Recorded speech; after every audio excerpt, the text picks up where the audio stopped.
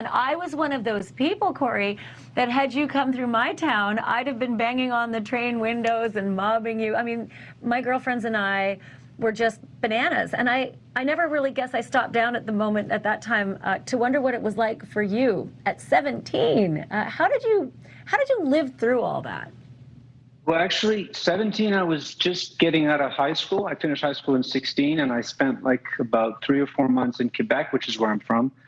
We have what we call CEGEP, so you can take an extra year instead of grade 12. You can either go to an American university or you can pursue your academics. I was not very proficient in academics, and so at 17, I wasn't famous. I wasn't a star. I was an unknown artist that had dreams since he was 11 or 12 to make music, and I spent all my waking hours between 17, 18, 19 till I got signed to ultimately get that record deal, because that was my objective.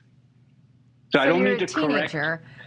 No worries, Yeah, but I mean, gosh, the difference even between 17 and even 19 or even 20 for a kid coming out of Quebec and then catapulted onto the world stage. I mean, I've seen pictures of you, and they're literally people mobbing trains and mobbing cars, and you couldn't step out on the sidewalk. I mean, what was that like?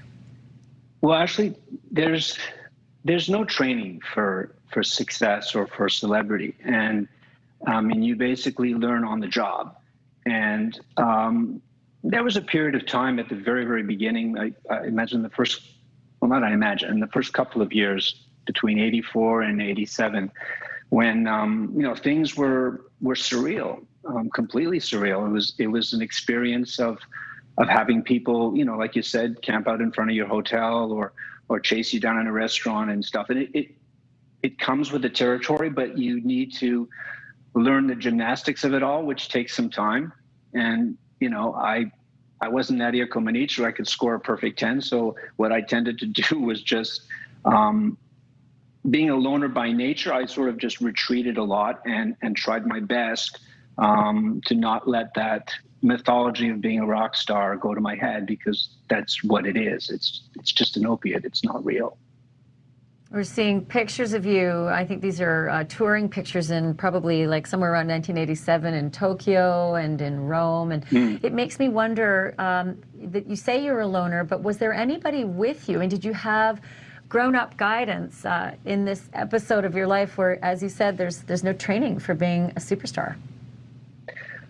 Well, it's a great question, and I think the best. I mean, I had some folks around me that were either part of my management or my band, my girlfriend at the time, Erica. But truthfully, what instilled me with a sense of, I guess, a compass to guide me through it all was the upbringing that I had with my mom, from my mom, someone that unfortunately I lost 6 years ago, but.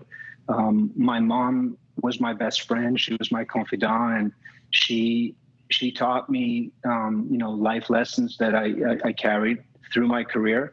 And one of them was not to believe, all the hype. The music is something so sacred and so special, and everything that comes around that, you need to try and compartmentalize it and detach yourself from it, because it's mythology. It's not real. The music is real, but all the rest of that, there's a lot of cosmetics to it.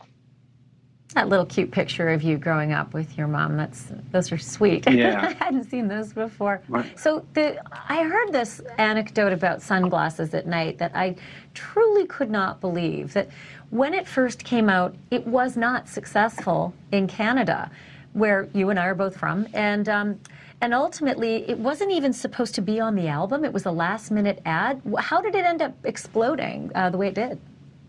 Well, that's a great question. Actually, one of my big influences as a kid growing up was Billy Joel, and I used to study all the charts, listen to Top 40 radio, and I knew every chart position of all my favorite artists, and even artists that I didn't like too much.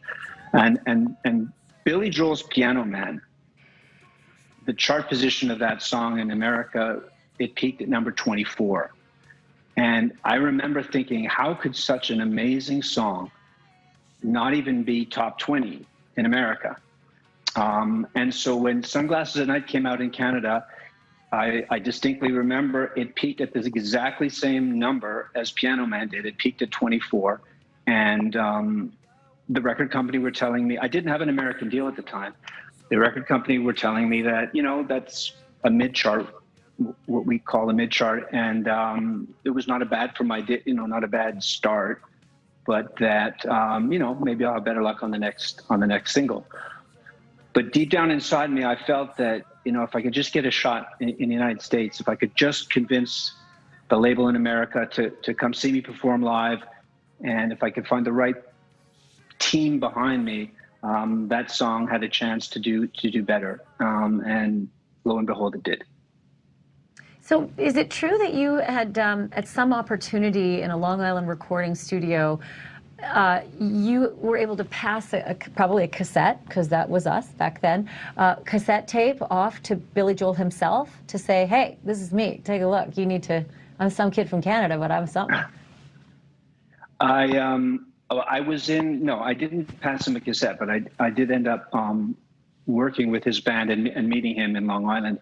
I was 17, maybe that's where you got the number 17. I was 17, and I went to see a show in Montreal at the Forum.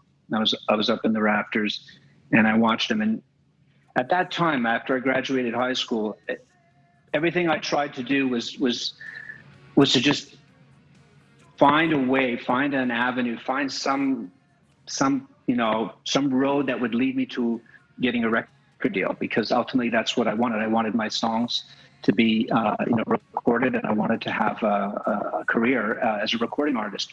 So I had the idea of recording about 4 or 5 songs of mine on piano on a cassette, and dropping them off at the Montreal Forum, which is where he was performing that night. And I left one under the name of each member of his band, all terrific musicians, and one to Mr. Joel himself, and with my phone number, with I guess the crazy expectation or hope that maybe they would listen, and or someone would listen and call me.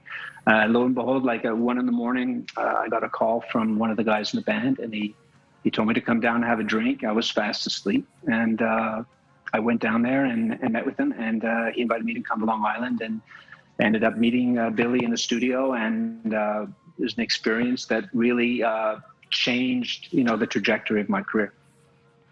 And changed the trajectory of us teenage girls too, right? So, but what is also amazing is that listen, I was telling all sorts of people, oh my gosh, I'm going to do this first interview of Corey's on American television in 20 years. I'm so excited.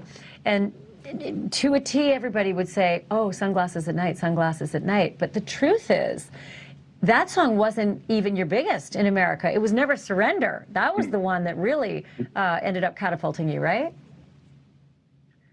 Well, that's what I was saying about the charts. It's interesting because you can't,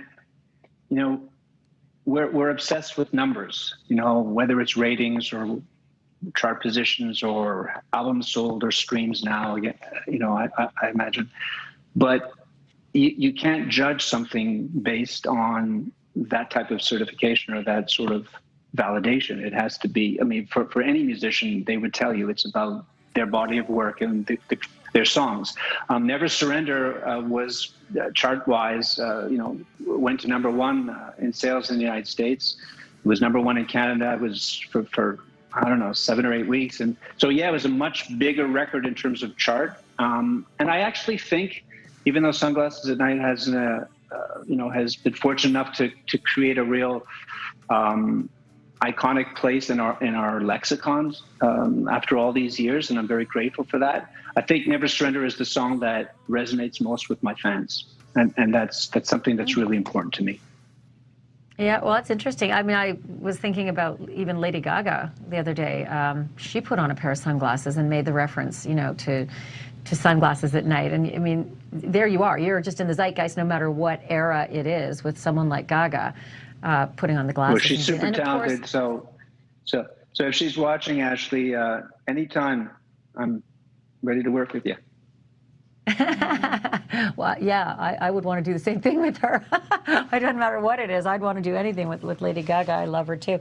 I was thinking about the age. Oh yeah, there she is with her glasses. I love it.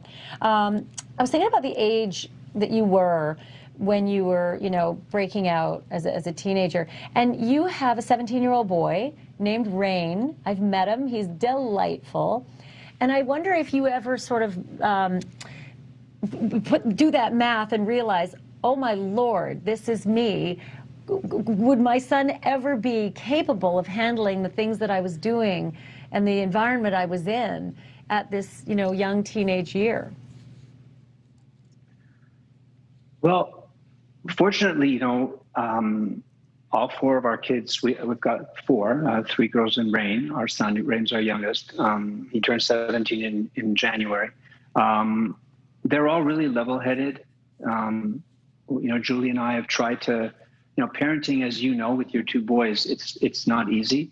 And in fact, the challenges, I always thought that the challenges would diminish as they get older because they're more on their own and more autonomous. But in fact, there's a fine balance about that, because as they do get older, you can't tell them what to do anymore. You can't forbid them certain things. You can give them your advice. And it's really hard sometimes when you watch your children make the mistakes that they're going to need to make on their own, even though in your heart you wished you could protect them from those mistakes. And as far as Rain's concerned, he's a little prince. So I can't, honestly, that boy is a gem. So there's nothing I can say about him. He would have done a million times better than me, and he wouldn't have pouted either.